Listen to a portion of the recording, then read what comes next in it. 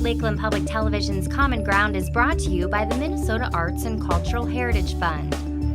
Production funding for Common Ground is made possible by the Minnesota Arts and Cultural Heritage Fund. Hi, and welcome to this week's edition of Common Ground. I'm your host, Ashley Hall. Common Ground is a weekly series that highlights northern and central Minnesota culture. Each week, we explore the unique people, places, and events that are an important part of our region. Each week, Common Ground videographers, editors, and myself will take viewers on a journey of exploration into the worlds of art, history, and culture. This week on Common Ground, meet Gebhardt of Leonard, who shows us how easy it is to make homemade cheese in your very own kitchen. Flourhaug of Saum describes the maple syruping process and gives us a taste of Saum Sweet Things. Plus, Richard Armstrong writes, plays, and sings music in honor of Native Americans.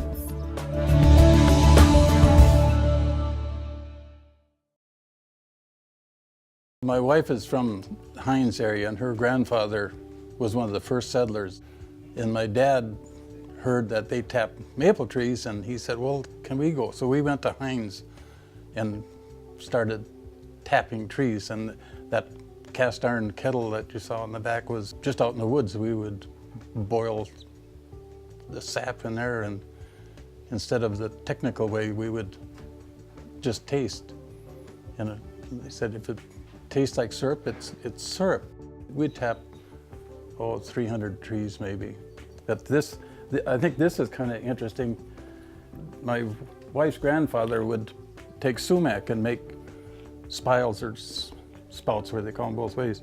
And the center is kind of pithy, so I don't know if he used a hot rod or what it was, but he would hollow it out and then wrap a wire around it and then hook a tin can onto this.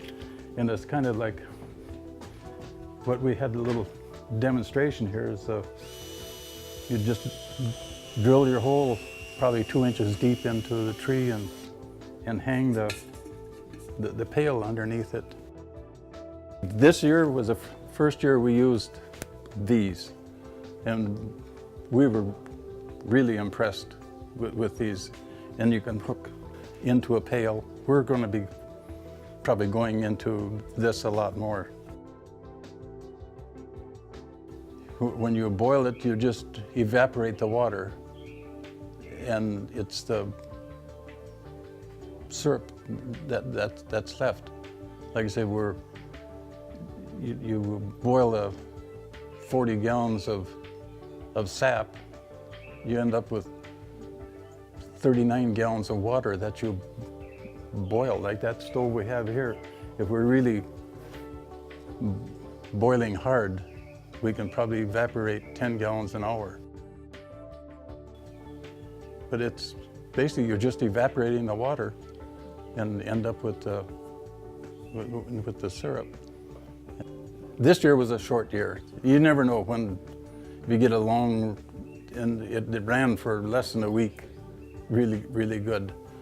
And this year was a sugar content. Rule of thumb is 40 gallons of sap to a gallon of syrup.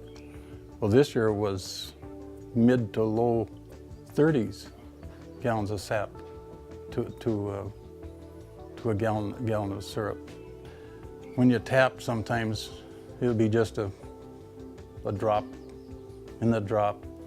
And there's other times when it's almost running a steady stream. It's just dripping, and different trees are different. And I think it's not like they're human, but it's like they have veins. If you happen to hit a good vein, they run because you tap maybe 2 or 3 taps in the same tree, and one tap will produce pretty good, another, and you learn, if you tap and you get the dark wood, you don't want to use that. They said that kind of makes it a strong flavored syrup. So, but it's like somebody said, how do you know? There's some ways of testing just the sap that comes out of the tree that you can tell what the sugar content is, of 2% or something like that. But we just boil. And then when you come to sell it, they go by the purest, like the real light syrup. And this is, we just end up kind of this colored. And I found out that it's the hydrometer has to test out a certain way, and I just found out that a gallon of syrup has to weigh 11 pounds to meet the specifications. We're probably the bottom, I mean, as far as big producers. I mean, we're not, we're small. To me, it's really fun to have these two guys, the three of us, camaraderie, or whatever you want to call it. You know, it's a thing of spring when you get started, and it's work, but it's a lot of fun.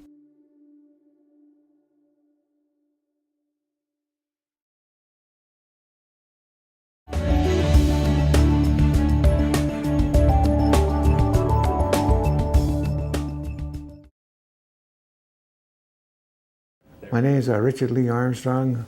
I was born in 1943 on a Leech Lake reservation. I'm an enrolled member of the Minnesota Chippewa tribe. I graduated from high school in Big Fork in 1961, received my BA out of Bemidji State University in '79, major in political science and minor in psychology, concentration, mass communication, and I went out to did my internship in Washington, D.C. for a lobbyist who worked for the Native Americans. I'm a singer and songwriter, and music's my life. You know, I'm proud to be a Native American. When I was a young boy, I used to listen to there was a powwow about 4 or 5 miles away from my home, and you could hear the sound of the drum coming through the woods, the aspens, and it was very awesome and spiritual, caused my heart to soar. And also then I used to listen to the country music station, Grand Ole Opry, out of Nashville, Tennessee. The great ones, you know, George Morgan and Lefty Purcell and Hank Williams, and of course the great queen of country music, Kitty Wells. I got introduced to rock and roll at a record hop. Elvis Presley was singing "Rip It Up," so I ripped it up all my life after that. In high school, I used to go across this county line and play some music there, but I skipped a little bit here. When I was 12 years old, I went to work in the woods, you know, and made enough money for my first guitar. And by the time I was 13, I hitchhiked out to the West Coast, and I was picking on a bar, Johnny's Bar, is a honky-tonk on the waterfront in Seattle, Washington. So music has been with me, you know, basically all the time. In college, I had a little band, a weekend warrior type band. Played in all honky-tonks. Made a couple trips to Nashville. Didn't accomplish very much down there because I was drinking and partying too much. But I did have opportunity to meet Tootsie from the famous Tootsie Orchid Lounge where all the great stars hang out. It's on Broadway, right around the corner from the Grand Ole Opry. But in 1983, I think I cut my first record. It was Thinking of You. Hard to think of that. The next record that we put on was Excuse Me Pretty Lady. And that one was quite successful, and we got a lot of airplay, got a lot of write-ups and a lot of gigs off of that. Anyway, the life I lived in the fast lane finally caught up with me in 1995. I was at the Shooting Star Casino, Monona, Minnesota, and I was cashing out my blackjack chips, and it seemed like somebody unplugged me. I got dizzy. And I knew there was something drastically wrong. I had a chance to say the Lord's Prayer. Sat down on a little bench, and the next thing I knew, I was going up towards this light, and I heard this beautiful music. And I heard somebody say in a gruff voice, "Richard, Richard." I heard her say, "We lost him 2 times. I sat up, and he said, "Oh, no." Anyway, I talked to a nurse later on who worked on me. She said that actually you coded out and died 9 times that night. And we patched you up the best we could because we thought you wasn't going to make it. And we all rode in the ambulance to Fargo. I said, "Why didn't you air flight?" They said, there's too many of us working on you. We use every rhythm we learned in nursing school to keep you alive. I was in there for 18 days in a coma. Half an hour before they were going to pull a plug on me, I woke up. When something like that happens, you start to think, what did a great spirit, save me for? So I got talking to my elders, and they says, well, no matter what you do, remember that you are an ambassador of your people. That's the way what you do is what people will see of us. And they got thinking, I was thinking about the Bible, what I read, and he says, what in the heart comes out of the mouth. And we're known by our words, our deeds, and our actions. That's when I decided I'd better change the format of my music. And I changed, like I used American drum, behind all my music. It's my style. And I changed the content. No longer negative, but all positive music to help other people so they don't go through the pain and misery I put myself through. And to clinch it, I remember this elder speaking one time, and he told me, he says, all things follow the circle. The sun, the moon, the earth, the planets, 4 seasons, night and day, plants, animals, man and woman, their kids and their kids, life and death. Even furthermore, what you think, say, and do follows that circle and comes back to you, multiplied many times over. So I said, well, I better start doing something right, put some positive stuff out. And that's where I come up, with a song, Thunder the Circle. I'll play a little bit for you right now, if I get this on.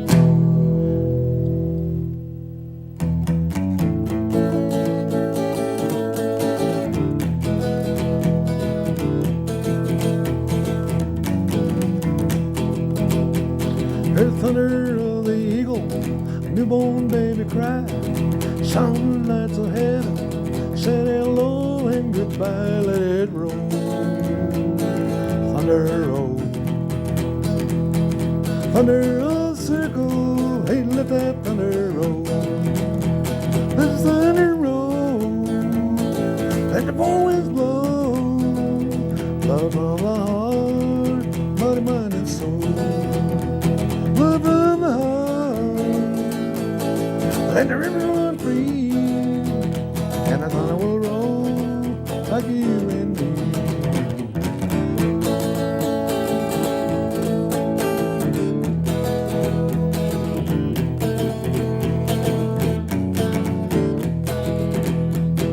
Hear the thunder of the drum, one you're dancing to, comes around, goes around, rolls on back to you, let it roll.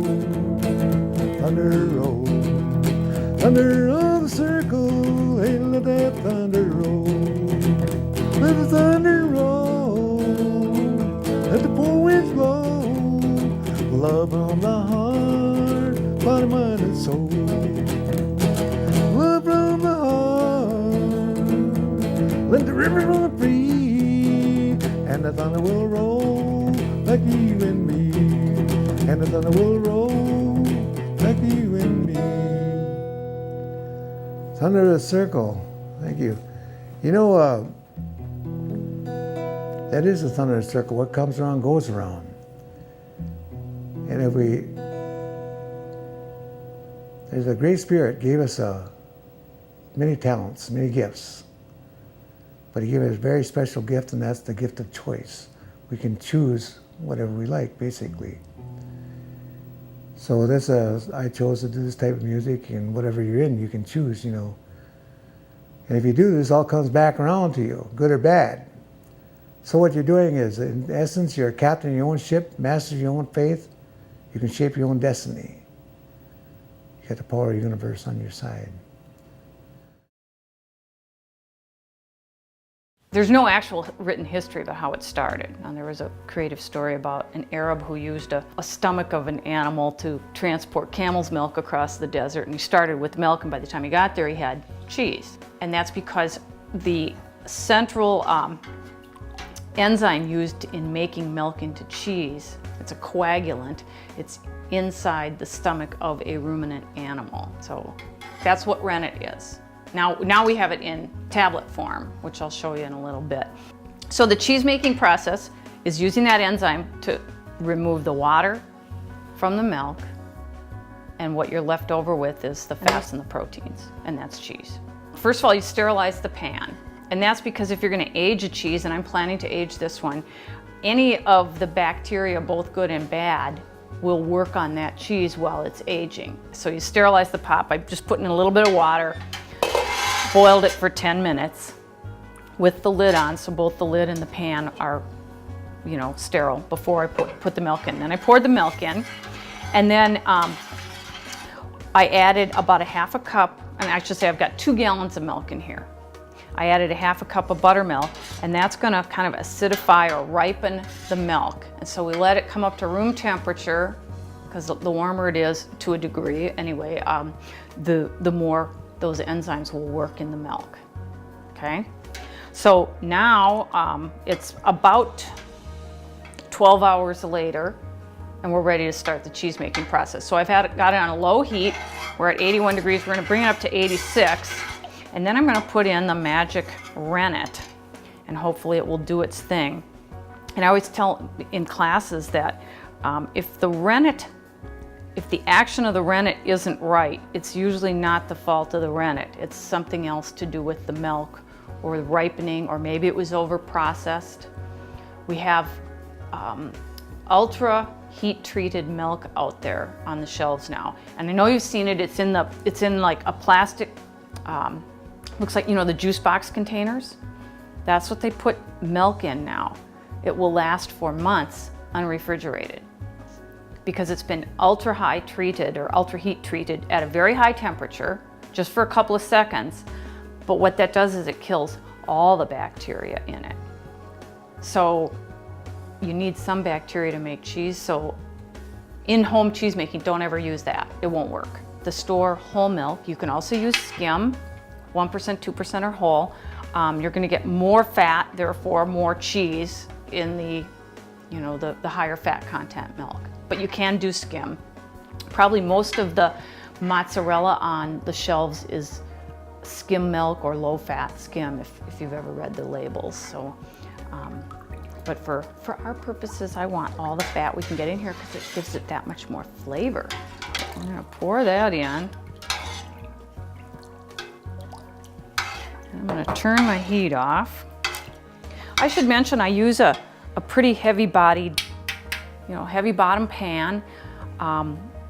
You should only use stainless steel or a really nicely enameled pan. You don't want to ever use cast iron or aluminum. They will both react with the enzymes and the acids, and it won't destroy your pan necessarily, but it'll ruin, it can discolor and put your cheese off flavor. So stainless steel is by far the best, and you'll notice I'm even using a stainless steel spoon. I got interested in cheese making kind of an odd way. When my children were little, I used to read every night to them, half an hour, and I read the whole series of Little House on the Prairie books. And in one of the very first ones, they talk about how they made cheese, and this is 150 years ago. And the only reason it came up was one of their relatives had a pair of twin calves, I think it was, and one died. And everyone was excited because they had the stomach lining of the dead calf. So it meant they had rennet to make cheese.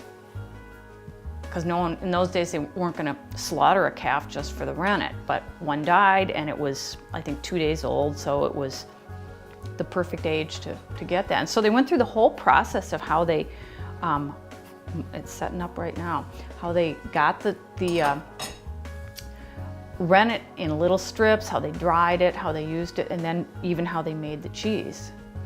And I thought, they can do that back then. I should be able to do this now. You know, take the modern step, go onto the internet and look up cheese making supplies. And I mean, there's kits out there, there's all kinds of stuff to try it. So this yellow spot right here where you can kind of see it like that, and even in the clear spots where it's breaking a little bit, that's whey, and that's the water that's separating out of the cheese. This is, if anything in cheese making, this is what I tell students, this is the critical step. You want to be able to recognize what is called clean break. And a clean break means that when I stick my finger in at a 45-degree angle and lift up, it should split right down my finger. So I'm going to give that a try. Oh darn, that is just right there. You see that? And see that there's really no milk left on my finger. It looks clear. That's what we call a clean break. So the next step is I'm going to cut this cheese, and there's numerous ways to do it, but I'll show you how I've learned. And you basically want, when you're done, about 1/2-inch cubes of cheese. And doing this is what's going to help release more rennet. And you can probably see that. I'll turn it about 90 degrees. Try and get the cheese to turn with the pan. Now I'm going to go across it this way. Now I'm going to go across the cheese. And again, if we want 1/2-inch cubes, of course, there's only one way to get. And you can kind of see my cubes starting to float around in here. And you notice the yellow whey, which is really coming out now. This is the point, if you wanted cottage cheese, you would stop with it. You'd heat it a little bit more, and then what's going to happen next is I'm going to turn the heat on again, and we're going to try and heat it up to around 100 degrees, and now the heat will now also contract the curds. So you kind of have a couple things working, a couple forces working on those curds, the rennet, of course, and then the heat. And see how they're kind of larger on the bottom? You're not supposed to smash them, just cut them up. I'm looking towards a hard cheese, so I'm going to try and get it to, 102 degrees. You can stop at 96 degrees and have a softer cheese. And by soft, I don't mean spreadable, but it just won't harden up quite as much. Ideally, you should have a cheese cave, but I don't. I do have a cold storage room downstairs, and I've also used the refrigerator. So, depending on how much you're into it, if you were making a batch every other week, your fridge would fill up pretty quick. But I do have a cold storage room downstairs, and the ideal aging temperature is between, I think, 50 and 55 degrees for cheese. Now, specialty cheeses like a blue cheese need to have a lot of humidity. For every gallon of milk that you use, you get approximately a pound to 1.5 pounds of cheese. So it gives you an idea how much water you're pouring out. A gallon of milk weighs about 6 pounds, and you end up with 1.5 pounds of cheese. So there's our curds, there's our whey. Now, if we were going to make mozzarella with this, which I could do, we would put it back into a brine, a saltwater brine, and heat it up to, I think, about 170 degrees, and then start pulling it like taffy. It's really kind of cool. It does do that. You can kind of see where it's a little stretchy here. See? Now, this is called your follower, which we're going to put on there. But first, before I do that, I'm going to just gently fold this over. It's kind of like a hanky. So we're going to fold the 4 corners of the hanky over. Then I'm going to put the follower on there. And then I'm going to line this up. And see, that has to fit right in there. This was online $79. It was the least expensive one I could find, and it was made, what I liked about it is it's made of this kind of heavy food grade plastic. And so you can run this part through the dishwasher if you want to. So now here's the, can you hear that? And you can see the whey is kind of bubbling up a little bit in there. The way we usually press cheese, and certainly in a press, in different recipes it might say 5 pounds of pressure for 10 minutes. Then take it out, flip it over, apply 10 pounds of pressure for 10 minutes. Take it out, flip it over. What I generally do with this one is I just take it down until it really is giving me some resistance and leave it. This is the only disadvantage of one of these kind is you don't know how many pounds of pressure you're putting on. But I can judge by how much of the whey is coming out and how far I can do it. If I can't get it anymore, that's it. But I'll pour off any excess from the top too. Last step before putting your cheese in the storage for a couple months or however long you can stand it is waxing. But this is how I do it. Just kind of roll it around. And if you keep your cheese cool, and mine is because I just got it out of the fridge, then the wax will get hard on it quite quickly. From everything I've read, it says more thin layers are better than one thick layer. So, and you want to be careful that you do get all of it covered, because this is the only thing between your cheese and the outside world. That's what it looks like as an aged cheese. I usually have it done and pressed in 2 hours, so it's not real time consuming either. Thank you so much for joining us tonight. We hope that you enjoyed the show. This episode does mark the final episode of Season 1, but we look forward to seeing you next season right here on Common Ground. If you have a segment idea for Common Ground, please contact us at legacy@lptv.org or call us at 218-333-3022.